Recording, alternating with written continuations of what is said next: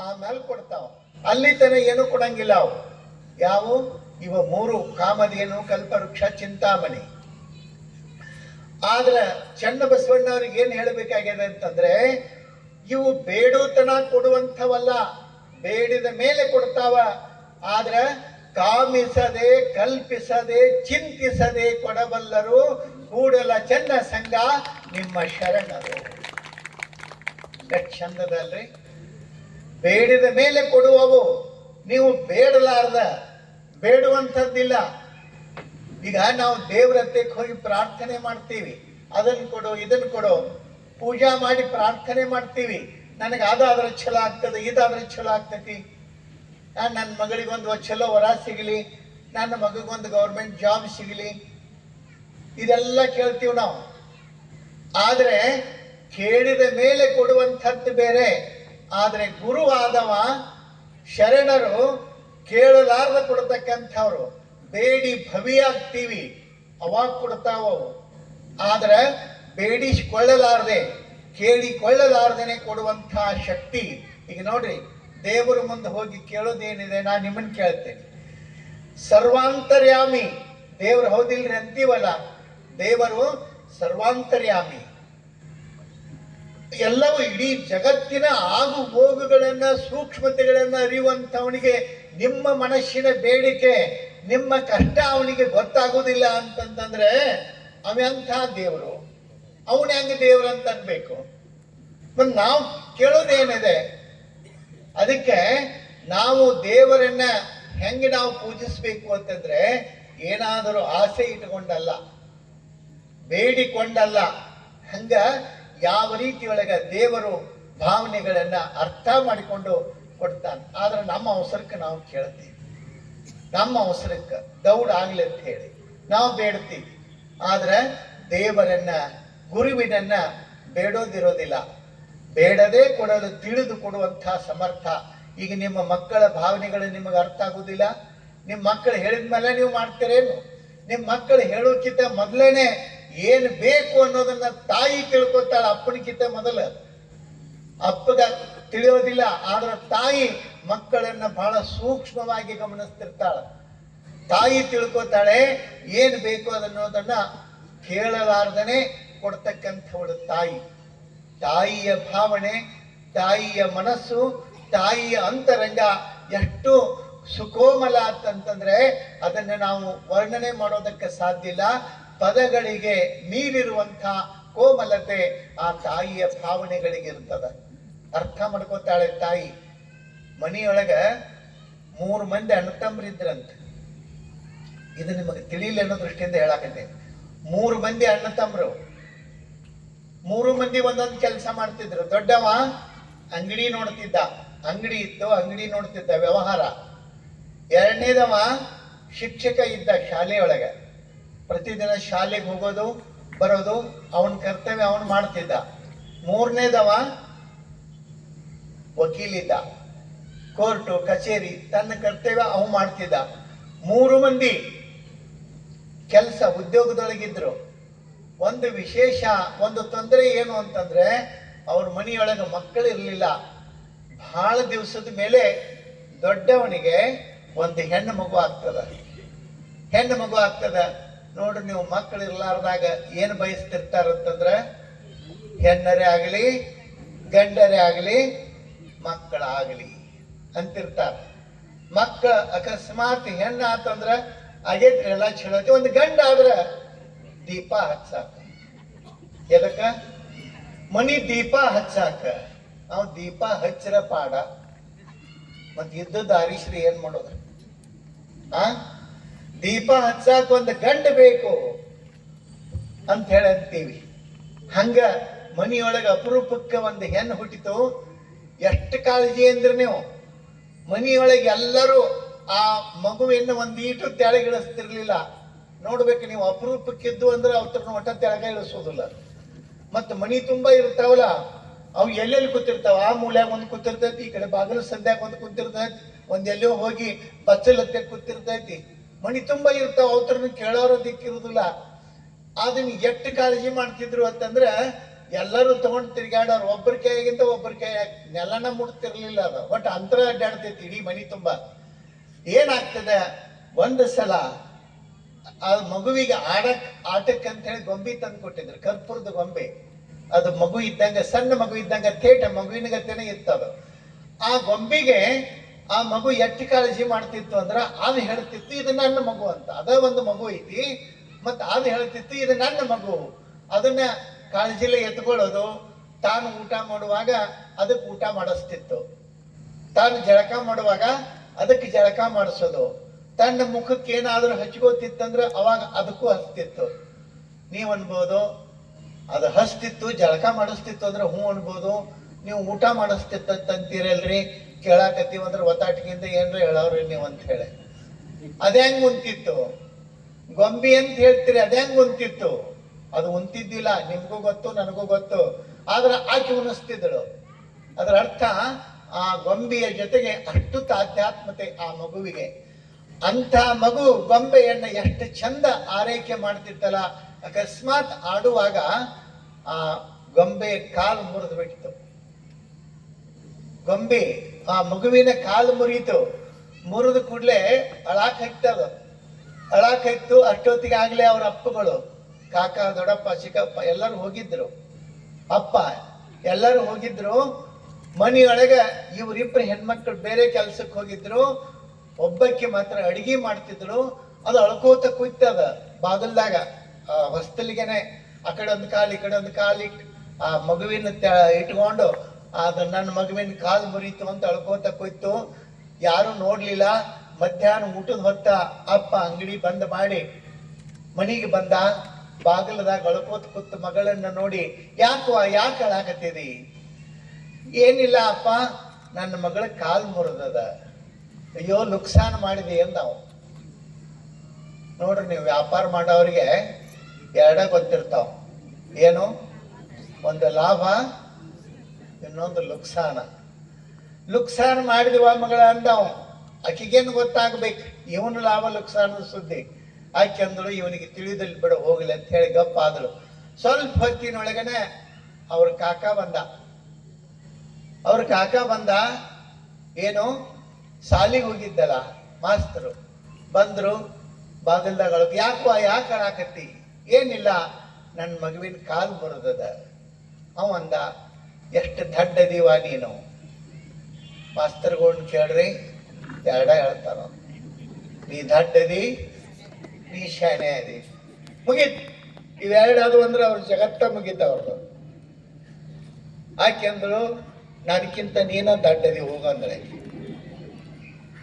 ಆಮೇಲೆ ವಕೀಲರು ಬಂದ್ರು ಕೋರ್ಟ್ನಿಂದ. ಅಳಾಕತ್ತಿತ್ತು. ಯಾಕೆ ಅಳಾಕತ್ತೀವ? ನನ್ನ ಮಗುವಿನ ಕಾಲು ಮುರಿಯಿತು. ಮುರಿದು ಅಂದ ಕೂಡಲೇ ಅವ್ರು ಅಂದ್ರು, ಎಷ್ಟೊತ್ತಿನಾಗ ಯಾರಿದ್ರು ಸಾಕ್ಷಿ ಪುರಾವೆ? ವಕೀಲರು ಹಂಗೆ ಕೇಳಂಗಿಲ್ಲ, ಸಾಕ್ಷಿ ಬೇಕಲ್ಲ. ಎಷ್ಟೊತ್ತಿನಾಗ, ಹೆಂಗ, ಎಲ್ಲಿ, ಯಾರಿದ್ರು? ಆಕೆಂದ್ರು, ನಾ ಏನ್ ಹೇಳಾಕತ್ತೀನಿ, ಇವೇನ್ ಕೇಳಾಕತ್ತೇನು? ಅರ್ಥ ಆಗ್ಲಿಲ್ಲ. ಅಷ್ಟೊತ್ತಿಗೆನೆ ಅವರ ಚಿಕ್ಕಮ್ಮಗಳು ಬಂದ್ರು. ಊಟಕ್ಕೆ ಕೊಡ್ತಿದ್ರು. ಇವರವ್ವ ಹೊರಗೆ ಬಂದು ಅಳು ಮಗಳನ್ನ ಎಷ್ಟು ಚಂದ ಮಾತಾಡಿಸ್ತಾಳ ಅಂತಂದ್ರೆ, ಯಾಕೆ ಅಳಾಕತ್ತೀನಿ? ನನ್ನ ಮಗಳ ಕಾಲು ಮುರಿತು. ಅಯ್ಯೋ, ಹೌದಲ್ಲ, ಮಾಡುವಂತಡಿ ಇದನ್ನಂತ ಕೊಂಡು ಹೇಳಿ, ನೀ ಏನ್ ಕಾಳಜಿ ಮಾಡಬೇಡ, ಇದಕ್ಕೆ ಔಷಧ ಹಚ್ಚೋದು ಅಂತ ಹೇಳಿ ಸುಮ್ಮನೆ ಔಷಧ ಹಚ್ಚಿದಂಗೆ ಮಾಡಿ, ಅರಿವಿ ಸುತ್ತಿದಂಗೆ ಮಾಡಿ, 1-2-3 ದಿವಸ ಇದನ್ನ ಬಿಚ್ಚಂಗಿಲ್ಲ, ಹಿಂಗ ಚಂದ ಇಟ್ಕೊಂಡೆ ಇದನ್ನ ಮಾಡೋ, ಆರಾಮ್ ಆಕತಿ. ಮತ್ತೇನಾಗುದಿಲ್ಲ, ಏನೂ ಆಗುದಿಲ್ಲ, ಹೆಂಗಿತ್ತು ಹಂಗೆ ಆಕತಿ, ನೀ ಕಾಳಜಿ ಮಾಡಬೇಡ ಅಂತ ಹೇಳಿ. ಅವಾಗ ಮಗು ಅಳೋದು ಬಂದ್ ಮಾಡಿತು. ಊಟ ಮಾಡಿದತ್ತ. ಇವ್ರು ಯಾರ್ಯಾರಿಗೂ ಹೇಳಾಕ ಬಂದಿದ್ದಿಲ್ಲ. ಆಕೆ ಏನ್ ಮಾಡಿದಳು? ಕಾಲೇನು ಕುಡಿಸಿದಳು ಅಂದ್ರೆ ಆಕೆ ಏನೂ ಇಲ್ಲ, ಸುಮ್ಮನೆ ಒಂದಿಟ್ಟು ಔಷಧ ಹಚ್ಚಿದಂಗೆ ಮಾಡಿ ಅಮೃತಾಂಜನ ಏನೋ ಹಚ್ಚಿ ಅದಕ್ಕೆ ಅರಿವಿ ಸುತ್ತ ಬಿಟ್ಟಿದ್ದಳು. ಮುಂದೆ ಏನು ಮಾಡಿದಳ ಕ್ಷಣಿತನ ಅಂತಂದ್ರ, ಅಂಥದ್ದ ಒಂದು ಗೊಂಬಿ ತರಿಸಿದಳು. ಗೊಂಬಿ ತರಿಸಿ 3ನೇ ದಿವ್ಸಕ್ಕೆ ಈ ಗೊಂಬಿ ಪಾರ್ಸಲ್ ಮಾಡಿ ಅದನ್ನು ತಂದಿಟ್ಳು. ಆರಾಮಾಗೈತ್ ನೋಡಿ ನಿನ್ನ ಮಗುವಿಗೆ ತಂದು ಕೂಡಲೇ ಆ ಮಗು ಎತ್ಕೊಂಡು ಅಡ್ಡಾಡಕೈತತ್ತ. ನನ್ನ ಮಗುವಿಗೆ ಆರಾಮಾತು. ಮಗುವಿನ ಭಾವನೆಗಳಿಗೆ ಹೋಗಿ ಮಗುವಿನೊಂದಿಗೆ ಸಾಂತ್ವನ ಮಾಡುವಂತ ಕಲೆ ಅದು ತಾಯಿಗೆ ಒಬ್ಬಕ್ಕಿಗೆ ಬರ್ತದೆ ಹೊರತು ಇನ್ನುಳಿದವರಿಗೆ ಬರೋದಿಲ್ಲ. ಹಂಗ ಅಕ್ಕ ಯಾವ ರೀತಿಯೊಳಗ ನೋಡ್ರಿ, ನೀವು ಎಲ್ಲಾ ಶರಣರ ವಚನಗಳನ್ನ ತಗೊಳ್ರಿ, ಅಕ್ಕ ಮಹಾದೇವಿಯ ವಚನಗಳ ವೈಶಿಷ್ಟ್ಯವೇ ಬಹಳ ಅದ್ಭುತವಾದ ವೈಶಿಷ್ಟ್ಯ. ಎಷ್ಟು ಚಂದ. ಬಹುಶಃ ಅಕ್ಕನ ರೀತಿಯೊಳಗ ಹೇಳಿದ್ರೆ ಎಲ್ಲರೂ ಒಂದೊಂದರ ಹೇಳಕ್ಕೂ ಬರೋದಿಲ್ಲ ಬಿಡ್ರಿ. ಅಕ್ಕ ಮಹಾದೇವಿಯ ವಚನದ ಒಂದು ಹೇಳುವ ಶೈಲಿಯೇ ಬಹಳ ಅದ್ಭುತವಾಗಿರ್ತಕ್ಕಂಥದ್ದು. ಬಹುಶಃ ಅದರೊಳಗೆ ಹೆಣ್ಣು ಮಕ್ಕಳ ನೋವಿಗೆ, ಹೆಣ್ಣು ಮಕ್ಕಳ ದುಃಖಕ್ಕ, ಹೆಣ್ಣು ಮಕ್ಕಳ ವ್ಯಾಕುಲಕ್ಕ ಉತ್ತರವಾದ ರೂಪದೊಳಗೆ ವಚನಗಳು ಯಾವಾದರೂ ನಮಗೆ ಸಿಗುತ್ತಿದ್ರೆ ಅದು ಅಕ್ಕ ಮಹಾದೇವಿಯ ವಚನಗಳು ಅನ್ನೋದು ನಿರ್ವಿವಾದ.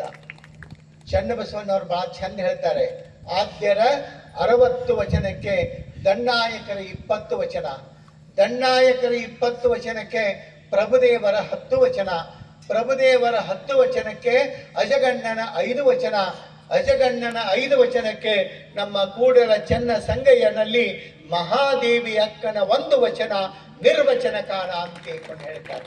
ಎಷ್ಟು ಅದ್ಭುತ ಅಲ್ಲ. ನಾನು ಹೇಳೋದಲ್ಲ, ಸುಮ್ಮನೆ ಅಕ್ಕಮಹಾದೇವಿ ಐತಿ ಒಂದು ಏನ್ರಿ ಹೇಳೋದಂತ ಹೇಳೋದಲ್ಲ. ಚನ್ನಬಸವಣ್ಣವರು ಅದಕ್ಕೆ ಸೀಲ್ ಒತ್ತಾರ, ಅದನ್ನ ಅನುಮೋದಿಸ್ತಾರ, ರುಜುವಾತುಗೊಳಿಸ್ತಾರ. ವಚನದೊಳಗೆ ಅಕ್ಕ ಮಹಾದೇವಿಯ 1 ವಚನಕ್ಕ ಶರಣರ ಎಷ್ಟು ವಚನಗಳು ಸಾಟಿ ಅನ್ನೋದನ್ನ ಅಷ್ಟು ಅದ್ಭುತವಾಗಿ ಬರೀತಾರೆ. ಆ ಅರ್ಥದೊಳಗ ನೋಡ್ರಿ, ನೀವು ಲೋಕದ ಉದಾಹರಣೆಗಳನ್ನ ಎಷ್ಟು ಚಂದ ಅಕ್ಕ ಬಳಸ್ಕೋತಾಳ. ಕೌಶಿಕನ ಪ್ರಸಂಗದೊಳಗೆ ತಗೊಳ್ರಿ, ಕೌಶಿಕ ಆಕೆಯ ಇಚ್ಛೆಗೆ ವಿರುದ್ಧವಾಗಿ ಆಕೆಯ ಶೀರೆಯನ್ನ ಹಿಡಿದಾಗ ಆ ಶೀರೆಯನ್ನ ಕಿತ್ತೆಸಿತಾಳೆ. ಏನಿದೆ, ಸುಡು ಸುಡು ದೇಹವಿದು, ಏನಿದೆ ಇದರಲ್ಲಿ? ಆ ರೀತಿಯೊಳಗ ತಿರಸ್ಕರಿಸಿ ಶೀರೆಯನ್ನ ಕಿತ್ತೊಗಿತಕ್ಕಂಥ, ಆ ಶೀರೆಯನ್ನ ಹಿಡಿದು ಎಳಿತಕ್ಕಂಥ ಕೌಶಿಕನಿಗೆ ಬಹಳ ಚಂದ ಉದಾಹರಣೆ ಕೊಡ್ತಾಳೆ. ಎಮ್ಮೆಗೊಂದು ಚಿಂತೆ, ಸಮ್ಮಗಾರಗೊಂದು ಚಿಂತೆ, ಧರ್ಮಿಗೊಂದು ಚಿಂತೆ, ಕರ್ಮಿಗೊಂದು ಚಿಂತೆ, ನಿನಗೆ ನಿನ್ನ ಕಾಮದ ಚಿಂತೆ, ನನಗೆ ಚನ್ನ ಮಲ್ಲಿಕಾರ್ಜುನನು ಒಲಿಸುವ ಚಿಂತೆ, ಒಲ್ಲೆ ಹೋಗು ಶರುಗು ಬಿಡ ಎಲೆ ಮರುಳೆ. ಎಷ್ಟು ಚಂದ ಅಕ್ಕನ ಮಾತುಗಳು. ಬಹುಶಃ ನಮಗೆ ಕಷ್ಟ ಆಗಿದ್ರೆ, ಕೆಲವೊಬ್ರಂತಾರ ನನಗೆ ಊಟ ಮಾಡುವಾಗ ಕಣ್ಣೀರು ಕೂಡ ತಿನ್ನುವಂತಹ ಪರಿಸ್ಥಿತಿ ಅಂತ ಇಟ್ಕೊಂಡು ಹೇಳಿ ಕೆಲವೊಂದ್ಸಲ ನಮ್ಮ ತಾಯಿಗಳು ಅಂತಿರ್ತೀರಿ. ಯಾರಿಗೆ ಎಷ್ಟೇ ಕಷ್ಟ ಬರಲಿ, ಕುತ್ತಿಗೆ ತನಕ ನೋವು ತುಂಬಿದಾಗ ನಮ್ಮ ಮನಸ್ಸಿಗೆ ಸಮಾಧಾನ ಮಾಡುವಂತಹ ವಚನಗಳು ಅಂತಂದ್ರೆ ಅದು ಅಕ್ಕ ಮಹಾದೇವಿಯ ಒಂದೊಂದು ಮಾತುಗಳು ನಮ್ಮನ್ನ ಅದ್ಭುತವಾದ ಲೋಕಕ್ಕನೆ ಕರ್ಕೊಂಡು ಹೋಗ್ತವೆ. ಆ ಹಿನ್ನೆಲೆಯೊಳಗ ಬಹುಶಃ ಅಕ್ಕ ಮಹಾದೇವಿ ಆಯ್ಕೆ ಈಗಂತಾರ ನೋಡ್ರಿ, ನನ್ನ ಗಂಡನ್ನ ನಾನು ಆರಿಸ್ಕೊತೀನಿ ಈಗ ಹೇಳ್ತಾರ. ಆದ್ರೆ ಅಕ್ಕ ಮಹಾದೇವಿ ಹೇಳಿಲ್ಲ, ಆಕೆ ಅವತ್ತೇ ಆರಿಸ್ಕೊಂಡ್ಳಾಕೆ. ಎಷ್ಟು ಚಂದ ಅಕ್ಕ ಮಹಾದೇವಿಯ ಆಯ್ಕೆ. ಅಕ್ಕ ಮಹಾದೇವಿಯ ಗಂಡನನ್ನ ಕಂಡುಕೊಂಡದ್ದು ಎಂಥ ಗಂಡ, ಸಾವಿಲ್ಲದ, ಕೇಡಿಲ್ಲದ, ರೂಹಿಲ್ಲದ, ಚಲುವಂಗ, ಭವವಿಲ್ಲದ, ಭಯವಿಲ್ಲದ, ನಿರ್ಭಯ ಚಲುವಂಗೊಲಿದೆ ನಾನು, ಕುಲಸೀಮೆ ಇಲ್ಲದ ನಿಸ್ಸೀಮ ಚಲುವಂಗೆ ನಾನುಲಿದೆ, ಕುಲಸೀಮೆ ಇಲ್ಲದ ನಿಸ್ಸೀಮ ಚಲುವಂಗೆ ನಾನುಲಿದೆ. ಸಾವಿಲ್ಲದ, ಕೇಡಿಲ್ಲದ, ಸಾವಿಲ್ಲದ, ಕೇಡಿಲ್ಲದ, ರೂಹಿಲ್ಲದ, ಚಲುವನವ್ವ, ರೂಹಿಲ್ಲದ, ಚಲುವನವ್ವ, ಎಡೆಗಿಲ್ಲದ, ಕಡೆಗಿಲ್ಲದ, ತೆರೆಗಿಲ್ಲದ, ಕುರುಗಿಲ್ಲದ,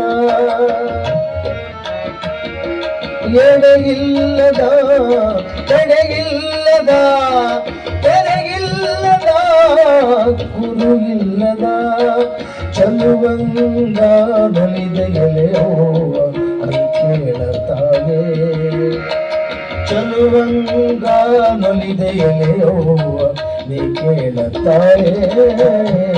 ಸಾವಿಲ್ಲದ, ಕೇಳಿಲ್ಲದ, ಸಾವಿಲ್ಲದ, ಕೇಳಿಲ್ಲದ, ರೋಗಿಲ್ಲದ, ಚಲುವನವ್ವ, ರೂಹಿಲ್ಲದ, ಚೆಲುವನವ್ವ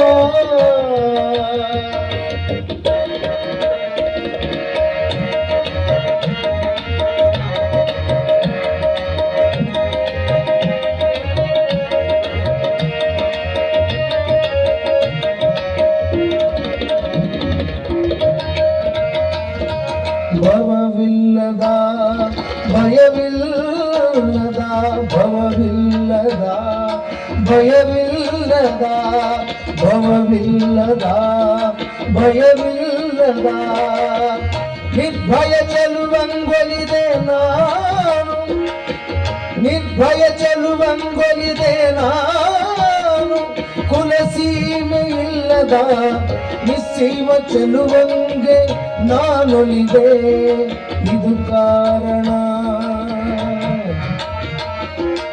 ಇದು ಕಾರಣ ಚನ್ನ ಮಲ್ಲಿಕಾರ್ಜುನ ಚೆಲುವ ಗಂಡ ನನಗೆ ಈ ಸಾವ ಕೆಡುವ ಗಂಡರ ನೊಯ್ದು ಈ ಸಾವ ಕೆಡುವ ಗಂಡರ ನೊಯ್ದು ಒಲೆಯೊಳಗಿತ್ತು ಒಲೆಯೊಳಗಿತ್ತು ಒಲೆಯೊಳಗಿತ್ತು ಸಾವಿಲ್ಲದ ಹೇಗಿಲ್ಲದ ಸಾವಿಲ್ಲದ ಹೇಗಿಲ್ಲದ ರೋಗಿಲ್ಲದ ಚೆಲುವನವ್ವ ಎಡೆಯಿಲ್ಲದ ಕಡೆಯಿಲ್ಲದ ತೆರೆಗಿಲ್ಲದ ಗುರುವಿಲ್ಲದ ಚೆಲುವನಿಂದ ಮುನಿದೆಯಲೆಯವ್ವ ತಾಯೇ ಸಾವಿಲ್ಲದ ಹೇಗಿಲ್ಲದ ರೋಗಿಲ್ಲದ ಚೆಲುವನವ್ವ ರೋಗಿಲ್ಲದ ಚೆಲುವನವ್ವ ರೋಗಿಲ್ಲದ ಚೆಲುವನವ್ವ.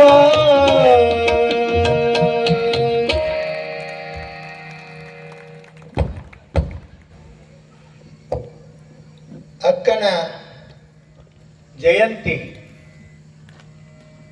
ಯಾವಳು ತನ್ನ ಹುಟ್ಟನ್ನೇ ಅಳೆದಳೋ, ಬದುಕಿನ ಮೂಲಕ ಹುಟ್ಟಳಿಯೋದು ಅಂತಾರೆ. ಹುಟ್ಟು ತನ್ನ ಹುಟ್ಟನ್ನೇ ನಾಶಗೊಳಿಸಿಕೊಂಡಿರ್ತಕ್ಕಂಥ ಅಕ್ಕ ಮಹಾದೇವಿಯ ಹುಟ್ಟಿದ ದಿವಸನ್ನ, ಜನ್ಮದಿನವನ್ನ, ಜಯಂತಿಯನ್ನ ನಾವು ಆಚರಿಸ್ತಾ ಇದ್ದೀವಿ. ಹುಟ್ಟಳಿದವರ ಜಯಂತಿ. ಯಾರ್ದು ಹುಟ್ಟು ಹಬ್ಬ ಮಾಡೋದು? ಯಾರು ಹುಟ್ಟನ್ನ ಅಳಿತಾರೆ ಅವ್ರದ್ದು ಹುಟ್ಟು ಹಬ್ಬ ಮಾಡೋದು ಒಂದು ವ್ಯವಸ್ಥೆ ಆಗಿಬಿಟ್ಟದೆ ಈಗ. ಪ್ರತಿಯೊಬ್ಬರದು ಸಣ್ಣ ಮಕ್ಕಳಿಂದ ಹಿಡ್ಕೊಂಡು ಹುಟ್ಟು ಹಬ್ಬವನ್ನ ಆಚರಿಸುವಂಥದ್ದನ್ನ ಕಾಣ್ತೀವಿ. ನೀವೆಲ್ಲರೂ ಅರ್ಥ ಮಾಡ್ಕೊಳ್ಬೇಕು, ಯಾರ್ದು ಹುಟ್ಟು ಹಬ್ಬ ಮಾಡ್ತಾರೆ. ನೀವೊಂದು ಮಾತು ನೆನಪಿಟ್ಕೊಡ್ರಿ, ಮಕ್ಕಳ ಹುಟ್ಟು ಹಬ್ಬವನ್ನ ಯಾವ ಕಾರಣಕ್ಕೂ ಮಾಡಬಾರ್ದು ಏನ್ರಿ. ಯಾಕೆ ಮಾಡಬಾರ್ದು ಅಂತ ಅನ್ನೋದನ್ನ ಹೇಳ್ತೀನಿ. ಹುಟ್ಟು ಹಬ್ಬವನ್ನ ನೆನಪಿಸಿಕೊಳ್ಳುವಂಥ ಉದ್ದೇಶ ಏನು ಅಂತಂದ್ರೆ, ಯಾರ ಹುಟ್ಟು, ಯಾರ ಬದುಕು ತಮ್ಮ ಜೀವಿತದ ಕೊನೆಯವರೆಗೂ ಸಹಿತ ಸಮಾಜಕ್ಕಾಗಿ ವಿನಿಯೋಗ ಮಾಡ್ತಾರೆ, ದುಡಿತಾರೆ, ಅಂಥವರ ಹುಟ್ಟು ಅದು ಸಾರ್ಥಕವಾದ ಹುಟ್ಟು ಅನಿಸ್ಕೊಳ್ತದ. ಅವರನ್ನ ನೆನೆಸ್ಕೋತೀವಿ ನಾವು. ಆ ಕಾರಣಕ್ಕ ಅಂಥವರ ಜಯಂತಿ ಮಾಡಬೇಕು, ಅಂಥವರ ಹುಟ್ಟು ಹಬ್ಬ ಮಾಡಬೇಕು. ಈಗ ನಾ ಹೇಳಿದ ಕೂಡಲೇ ಒಂದಿಷ್ಟು ಮಂದಿ ಅಂದ್ರು, ನಮ್ಮ ಹುಡುಗರು ಅಳಾಕತ್ತವ್ರಿ ಮಾಡ್ತಿದ್ರ ಅಂತ ಹೇಳಿ. ಹುಡುಗರು ಅಳುತ್ತಾ ಒತ್ತು ಮಾಡೋದಲ್ಲ, ಅದ ಅವ್ರ ಖುಷಿಗಾಗಿ ಮಾಡೋದಲ್ಲ. ಯಾಕೆ ಮಾಡೋದು ಅಂತಂದ್ರೆ, ಜೀವಿತ ಅವಧಿಯೊಳಗ ಮಾಡಿರ್ತಕ್ಕಂಥ ಸಾಧನೆಗಳೇನು, ಯಾಕೆ ಹುಟ್ಟುಹಬ್ಬ ಆಚರಿಸಬೇಕು? ಇವತ್ತ ನಾಡು ಬಸವ ಜಯಂತಿಯನ್ನು ಆಚರಿಸ್ತದ, ಅಕ್ಕ ಮಹಾದೇವಿ ಜಯಂತಿಯನ್ನು ಆಚರಿಸ್ತದ. ಯಾಕೆ ಅಂತಂದ್ರೆ, ಬಸವಣ್ಣ ಹುಟ್ಟಿದ ಅಂತ ಹೇಳಿ ಈ ನಾಡಿನ ಜೀವ ಸಚರಾಚರಗಳು ಬದುಕಿದುಲ. ಆ ಕಾರಣಕ್ಕೆ ಬಸವ ಜಯಂತಿಯನ್ನು ಆಚರಿಸ್ಬೇಕು. ಸುಮ್ಮನೆ ಏನ್ ದೊಡ್ಡಸ್ತಿಕೆಗೋ ಹೇಳ್ಕೊಳಕ್ ನಮ್ದೊಂದು ಇರ್ಲತ್ತೇಳಿ ಮಾಡೋದಲ್ಲ. ಯಾಕೆ ಮಾಡೋದು? ಬಸವಣ್ಣನ ಹುಟ್ಟಿನೊಂದಿಗೆ ಈ ನಾಡು ಪಾವನವಾಯಿತು. ಅಕ್ಕ ಮಹಾದೇವಿಯ ಹುಟ್ಟಿನೊಂದಿಗೆ ಇಡೀ ಸ್ತ್ರೀ ಸಂಕುಲವೇ ಅದು ತಲೆ ಎತ್ತಿ ನಿಲ್ಲುವಂತಹ ಬದುಕನ್ನ ಕಲ್ಪಿಸಿಕೊಟ್ರಲ್ಲ ಅಕ್ಕ ಮಹಾದೇವಿ. ಅಂಥ ತಾಯಿಯ ಜಯಂತಿಯನ್ನು ಆಚರಿಸ್ಬೇಕು. ನೋಡ್ರಿ, ನೆನೆಸ್ಕೋತೀವಿ ನಾವು. ಅಂಥ ಅಕ್ಕ ಕಲ್ಯಾಣದತ್ತ ಬರುವ ದಾರಿಯೊಳಗ ಎಷ್ಟು ಚಂದ ಆಕೆ ಗಿಡ ಮರ ಹಕ್ಕಿ ಪಕ್ಷಿಗಳನ್ನ ಮಾತಾಡಿಸ್ಕೊಂತ ಬರ್ತಾಳೆ, ಚನ್ನ ಮಲ್ಲಿಕಾರ್ಜುನನ ನೀವು ನೋಡಿರೆ, ತೋರಿರಿ ಅಂತ ಹೇಳಿರಿ, ನೀವು ಕಂಡಿರೇನೋ ಹೇಳಿರಿ ಅಂತ ಹೇಳಿ ಕೇಳ್ತಾಳ. ಬಹುಶಃ ಆ ವಚನಗಳ ಉದ್ದಕ್ಕೂ ಸಹಿತ ತರು ಮರಗಳನ್ನ ಕೇಳ್ತಾಳ, ಪಕ್ಷಿಗಳನ್ನ ಕೇಳ್ತಾಳ, ಗಿಳಿಗಳನ್ನ ಕೇಳ್ತಾಳ, ಹಂಸಗಳನ್ನ ಕೇಳ್ತಾಳ. ಯಾರನ್ನಾರ ಕೇಳ್ಯಾರನ್ರಿ ನಮ್ಮನ್ನ ನಿಮ್ಮನ್ನ ಕೇಳ್ಯಾಳು? ಆ ವಚನದ ಸಾಲಿನೊಳಗ ನೋಡ್ರಿ ನೀವು, ಕೇಳ್ಯಾಳನು? ಯಾಕೆ ಕೇಳಿಲ್ಲ? ಆಕಿ ಗೊತ್ತಿತ್ತು ಇವ್ರು ಯಾರೂ ನೋಡಿಲ್ಲ, ಚೆನ್ನ ಮಲ್ಲಿಕಾರ್ಜುನ ಹೊರಗಿನ ಕಣ್ಣಿಗೆ ಕಾಣೋದಿಲ್ಲ, ಅಂತರಂಗದ ಭಾವಕ್ಕೆ ಗೋಚರವಾಗತಕ್ಕಂಥ ನನ್ನ ದೇವ ಅದು ನಿಸರ್ಗಕ್ಕೆ ಮಾತ್ರ ಕಾಣುವಂತಹದ್ದು. ಆ ಕಾರಣಕ್ಕ ಅಕ್ಕ ಕೇಳ್ತಾಳೆ. ಅಂತ ಹಿನ್ನೆಲೆಯೊಳಗ ಮಾತಾಡಿಸ್ತಾ ಎಲ್ಲರನ್ನ ಕೇಳ್ತಾ ಹುಡುಕ್ತಾಳೆ. ಬಹುಶಃ ಬಹಳಷ್ಟು ಜನ ಈ ಹುಡುಕಾಟ ಆಧ್ಯಾತ್ಮದೊಳಗೆ ನಾವು ಕಾಣ್ತೀವಿ. ಆದರೆ ಅಕ್ಕ ಮಹಾದೇವಿಯ ಹುಡುಕುವಿಕೆ ಬಹಳ ವಿಶಿಷ್ಟವಾಗಿರ್ತಕ್ಕಂಥದ್ದು. ನಾನು ಇವತ್ತು ಹೇಳಿದೆ, ಇವತ್ತು ನಾವು ಸ್ಪೀಡ್ ಪೋಸ್ಟ್ ಅನ್ನೋ ಪದವನ್ನ ಕೇಳ್ತೀವಿ. ಸ್ಪೀಡ್ ಪೋಸ್ಟ್ ವೇಗವಾಗಿ ಪತ್ರ ಕಳಿಸುವಂತ ವ್ಯವಸ್ಥೆ. ಅದು ಎಷ್ಟು ದಿವಸ ಆಯ್ತು? ಸುಮಾರು ಒಂದು 15 ವರ್ಷ ಅದು ಆಗಿರ್ಬೇಕು. ಈಗ ಅದು ಬಳಕೆಯೊಳಗೆ ಚಾಲನೆಯೊಳಗೆ ಬಂದು ಪೋಸ್ಟ್ ಆಫೀಸ್ನಿಂದ ಅವತ್ತು ಸ್ಪೀಡ್ ಪೋಸ್ಟ್ ಅಂತೀವಿ. ಅದು ನಿಜವಾಗ್ಲೂ ಇದು ಹೊಸ ಶೋಧನೆ ಅಲ್ಲ. ಅಕ್ಕ ಮಹಾದೇವಿ ವಚನ ನೋಡ್ರಿ. ಹಸಿವೆಯೇ ನೀನು ನಿಲ್ಲು ನಿಲ್ಲು, ತೃಷೆಯೇ ನೀನು ನಿಲ್ಲು ನಿಲ್ಲು, ಕಾಮವೇ ನೀನು ನಿಲ್ಲು ನಿಲ್ಲು, ಕ್ರೋಧವೇ ನೀನು ನಿಲ್ಲು ನಿಲ್ಲು, ಚನ್ನ ಮಲ್ಲಿಕಾರ್ಜುನಂಗೆ ಅವಸರದ ಓಲೆಯ ಒಯ್ಯುತ್ತಿರುವೆ ಅಂತಿಕೊಂಡು ಹೇಳ್ತಾರೆ. ಅವಸರದ ಓಲೆ ಅಂದ್ರೆ ಸ್ಪೀಡ್ ಪೋಸ್ಟ್ ತಗೊಂಡು ಹೊಂಟೀನಿ, ನೀವು ನಿಲ್ರಿ, ಯಾರು ನಡು ಬರಬೇಡ್ರಿ. ಮೊದಲು ಹೆಸರು ಹೇಳಿದ್ದಾಕೆ. ಈಗ ಅದನ್ನು ಇಂಗ್ಲೀಷ್ನಾಗ ನಾವು ಸ್ಪೀಡ್ ಪೋಸ್ಟ್ ಮಾಡಿಬಿಟ್ಟೇವೆ. ಅಟ್ಟೆ ನಾವು ಮಾಡಿದೀವಿ, ನಾವು ಶುರು ಮಾಡಿದೀವಿ, ನಾವು ಕಂಡುಕೊಂಡಿವಿ. ಇದು ನಾವು ಕಂಡುಕೊಂಡದ್ದಲ್ಲ, ಅಕ್ಕ ಮಹಾದೇವಿ ಅಂದೇ ಕಂಡುಕೊಂಡು ಹೇಳಿರ್ತಕ್ಕಂಥ ಸತ್ಯ ಅನ್ನೋದನ್ನ ನಾವು ನೆನ್ಪಿಟ್ಕೋಬೇಕು. ಅಂಥ ಅಕ್ಕ ಹೇಳುವ ಹಾಗೆ ಎಮ್ಮೆಗೊಂದು ಚಿಂತೆ, ಸಮ್ಮಗಾರಗೊಂದು ಚಿಂತೆ. ಎಮ್ಮಿಗೇನು ಚಿಂತೆ? ಎಲ್ಲಿ ಚಲೋ ಮೇವು ಸಿಗ್ತದ, ಹಚ್ಚಿಗ ಮೇವಿದ್ದಲ್ಲಿ ಚಂದ ಹೊಟ್ಟೆ ತುಂಬ ಮೇಯ್ಬೇಕು, ಬಹಳಷ್ಟು ಹಾಲು ಬರಬೇಕು, ನನ್ನ ಮಗುವಿಗೆ ಕುಡಿಸ್ಬೇಕು ಅಂತ ಹೇಳಿ ಎಮ್ಮಿ ಚಂದ ಮೇದ ತಯಾರಾಗ್ತಿರ್ತದೆ. ಅದು ಮೇದ ಹಾದು ಹೋಗ್ತಿರ್ತದ. ಒಬ್ಬ ಚೆಮ್ಮಗಾರನ ಮಣಿ ಮುಂದೆ ಅವಂತಿರ್ತಾನ, ಎಷ್ಟು ಚಲೋ ತಯಾರಾಗೈತಿ, ಇದು ಸತ್ತಿತ್ತಂದ್ರ ನನಗ ಬರ್ತೈತಿ, ಎಷ್ಟು ಜೋಡ್ ಆಗ್ತಾವ ಇದ್ರಾಗ. ಅವನ ಚಿಂತೆ ಅವನಿಗೆ. ಎಮ್ಮಿಗೊಂದು ಚಿಂತೆ, ಸಮ್ಮಗಾರಗೊಂದು ಚಿಂತೆ, ಧರ್ಮಿಗೊಂದು ಚಿಂತೆ, ಕರ್ಮಿಗೊಂದು ಚಿಂತೆ. ಧರ್ಮ ಮಾಡುವವನಿಗೆ ನಾನು ಏನು ಒಳ್ಳೆಯದನ್ನ ಮಾಡಲಿ, ಯಾವುದು ಮಾಡಿದರೆ ಒಳಿತಾಗ್ತದ, ಯಾವುದರಿಂದ ಜೀವನ ಸಾರ್ಥಕ ಆಗ್ತದ ಅಂತೇಳಿ ಅವು ವಿಚಾರ ಮಾಡ್ತಿದ್ರೆ, ಕರ್ಮಿ ಏನ್ ಮಾಡ್ತಾನೆ ಅಂದ್ರೆ ಯಾರಿಗೆ ಟೊಪ್ಪಿಗೆ ಹಾಕ್ಲಿ, ಯಾರು ಕಿಸೆ ಕತ್ತರಿಸಲಿ, ಈ ಲೆಕ್ಕದೊಳಗೆ ಅವು ವಿಚಾರ ಮಾಡ್ತಿರ್ತಾನೆ. ಅದಕ್ಕೆ ಹೇಳ್ತಾಳೆ, ನಿನಗೆ ನಿನ್ನ ಕಾಮದ ಚಿಂತೆ, ನನಗೆ ಚನ್ನ ಮಲ್ಲಿಕಾರ್ಜುನನ ಒಲಿಸುವ ಚಿಂತೆ, ಒಲ್ಲೆ ಹೋಗು ಶರುಗು ಬಿಡಾಗಲೇ ಮರುಳೆ. ನಿನ್ನಂಥ ಬುದ್ಧಿಗೇಡಿತನ ಯಾವ ದೇಹ ಇದು ಸೌಂದರ್ಯ, ಸುಂದರವಾದ ದೇಹ ಅಂತ ಹೇಳ್ತಿ, ಈ ಸೌಂದರ್ಯ ಎಷ್ಟು ದಿವಸ ಇರ್ತದ? ಕೇಳ್ತಾಳಾಕಿ, ನನ್ನ ದೇಹ ಸೌಂದರ್ಯ ಎಷ್ಟು ದಿವಸ ಹಿಂಗ ಉಳಿತದ? ಅಕ್ಕಿದ ಅಟ್ಟ ಹಂಗಾಕತ್ರಿ, ನಮ್ದೇನ್ ಹಂಗ ಆಗೋದಿಲ್ಲ ಅಂದ್ರಿ? ಎಲ್ಲರ ದೇಹ ಒಂದ್ ದಿವ್ಸ ಆಗೋದೆ, ಎಲ್ಲವೂ ಹೋಗೋದೆ. ಆದ್ರೆ ಅಕ್ಕ ಕೇಳ್ತಾಳಲ್ಲ, ಸಾವಿಲ್ಲದ ಕೇಡಿಲ್ಲದ ರೂಹಿಲ್ಲದ ಚಲುವಂಗ ಅನ್ನೋಲಿದೆ. ಏನ್ ಗೌರ್ಮೆಂಟ್ ಜಾಬ್ ಇದ್ದವನು ಹುಡುಕಾಡಕತ್ತಿದ್ದೆ ಅಂತ ಹೇಳು? ಯಾವನಿಗೆ ಸಾವಿಲ್ಲ, ಯಾವನಿಗೆ ರೂಪಿಲ್ಲ, ಯಾವನಿಗೆ ನಾಶ ಇಲ್ಲ, ಜಗತ್ತಿನೊಳಗೆ ಸಾವಿಲ್ಲದ ರೂಹಿಲ್ಲದ ನಾಶವಿಲ್ಲದ ವಸ್ತು ಒಂದೇ ಒಂದು, ಅದು ನಿರಾಕಾರ, ನಿರಂಜನ, ನಿಶ್ಚಲವಾಗಿರ್ತಕ್ಕಂಥ ಪರಮಾತ್ಮನ ರೂಪ. ಅದು ಶಾಶ್ವತವಾದ ರೂಪ. ಅಂಥ ರೂಪಕ್ಕೆ ನಾನು ಮನಸ್ಸೋತಿದ್ದೀನಿ. ಅವನಿಗೋಸ್ಕರ ಅಕ್ಕಿಗೆ ಕನಸು ಬಿದ್ದರೆ ಏನು ಕನಸು ಬೀಳಬೇಕು? ಅವೇ ಕನಸೆ. ಅಕ್ಕ ಕೇಳವ್ವ, ನಾನೊಂದ ಕನಸು ಕಂಡೆ, ಅಕ್ಕಿ ಅಡಕಿ ತೆಂಗಿನಕಾಯಿ ಕಂಡೇನವ್ವ. ಎಷ್ಟು ಚಂದ ಹೇಳ್ತಾಳೆ ಅಕ್ಕ ಕೇಳವ್ವ. ಬಹುಶಃ ಗೆಳತಿಯರೊಂದಿಗೆ ಮಾತನಾಡತಕ್ಕಂಥ ಅಕ್ಕನ ಮಾತಿನ ಶೈಲಿ, ವಚನದ ಶೈಲಿ ಎಷ್ಟು ಚಂದದ ನೋಡ್ರಿ. ಎಷ್ಟು ಅದ್ಭುತವಾಗಿ ಅಕ್ಕ ಮಹಾದೇವಿ ಹೇಳ್ತಾಳೆ. ಪ್ರತಿಯೊಂದು ಸಹಿತ ಆಕೆ ಇನ್ನೊಂದು ವಚನ ನೀವು ಗಮನಿಸಬೇಕು. ಪೂಜೆಯನ್ನ ನಾವು ಮಾಡ್ತೀವಿ. ಅಕ್ಕಮಹಾದೇವಿ ಎಷ್ಟು ಚಂದ ಪೂಜೆ ಹೇಳ್ತಾಳೆ. ಸಜ್ಜನಳಾಗಿ ಮಜ್ಜನ ಕೆರವೆ, ಶಾಂತಳಾಗಿ ಪೂಜೆ ಮಾಡುವೆ. ಆ ಶಬ್ದಗಳನ್ನ ಗಮನಿಸುವಂದೀಟ. ಸಜ್ಜನಳಾಗಿ ಮಜ್ಜನ ಕೆರವೆ. ಮಜ್ಜನ ಅಂದ್ರ ಲಿಂಗಕ್ಕೆ ಅಭಿಷೇಕ ಮಾಡ್ತೀವಲ್ಲ, ಹೆಂಗ್ ಮಾಡಬೇಕು? ಸಜ್ಜನಳಾಗಿ ಅಂದ್ರ ಒಳ್ಳೆಯ ಭಾವದಿಂದ ಒಳ್ಳೆಯ ನಡತೆಯನ್ನ ರೂಢಿಸಿಕೊಂಡು ಲಿಂಗಕ್ಕೆ ಅಭಿಷೇಕ ಮಾಡಬೇಕು. ಶಾಂತಳಾಗಿ, ಆ ಶಬ್ದ ಪ್ರಯೋಗ ನೋಡ್ರಿ. ಶಾಂತಳಾಗಿ ಪೂಜೆ ಮಾಡುವಾಗ ನಮ್ಮ ಮನಸ್ಸು ಹೆಂಗಿರ್ಬೇಕು? ಹೆಂಗಿರ್ಬೇಕ್ರಿ? ಶಾಂತ. ಶಾಂತ ಇರ್ಬೇಕು. ನಮ್ದು ಇರೋ ಸಮಸ್ಯೆ ಎಲ್ಲ ಪೂಜಾ ಟೈಮ್ನಾಗ ಬಂದಿರ್ತಾವ.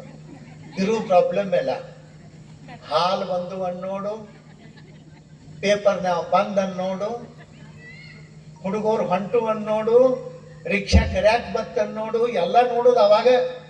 ಇನ್ನು ನಾವು ಆ ನೀಲಾಂಬಿಕೆ ಗತೆ ನೋಡು ನೋಡು ನೋಡು ಲಿಂಗವೇ ಅಂತ ಹೇಳಿ ಇಲ್ಲೇ ಹೇಳೋದು ಬಂದದ್ದು ನಮ್ದು ಪರಿಸ್ಥಿತಿ.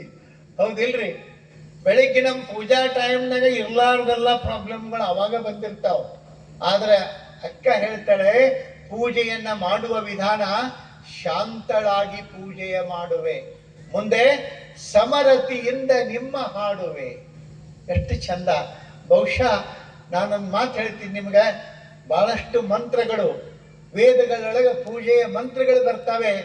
ಆ ವೇದದೊಳಗಿರುವ ಮಂತ್ರಗಳ ಯಾವುದರೊಳಗೂ ಸಹಿತ ಇಷ್ಟು ಈ ವಚನದ ಸಾಲುಗಳಲ್ಲಿರುವ ಸಾರ್ಥಕ ಭಾವ ಯಾವ ಮಂತ್ರದೊಳಗೂ ತೋರಿಸ್ರಿ. ನನಗೆ ತೋರಿಸ್ರಿ, ಯಾವ ಬೇಕಾದ ಮಂತ್ರದೊಳಗೂ ತೋರಿಸ್ರಿ. ನಾನು ನಿಮ್ಗ ಈ ವೇದಿಕೆ ಮುಖಾಂತರ ಹೇಳೋಕೆ ಇಷ್ಟಪಡ್ತೇನೆ.